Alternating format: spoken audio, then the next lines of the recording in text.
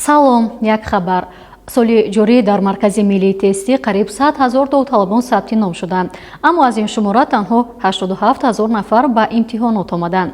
ҳудуди 60% аз нафароне ки дар имтиҳоноти марказ иштирок доштанд ба донишгоҳу донишкадаҳои ҷумҳурӣ роҳхат гирифта, 21 000 нафари дигар ноком шуданд. таносиби духтарону писарон ҳам баробар будааст. 33 000 писарон ва 32 000 духтарон сазовори номи донишҷӯ гардиданд.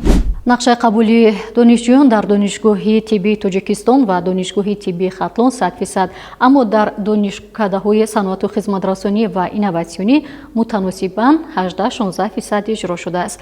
дар умум дар донишгоҳ ва донишкадаҳои кишвар қариб 22 000 ҷой холӣ мондааст. кӯдактаб дораду тамоми шаб нахобидааст. пас ба кӯмаки шумо шарбати Вардифм Беби мешитобад. Вардифм Беби аз ширкати Вегафарм. хабару маълумоти бештар дар телеграм канали Азия Плюс.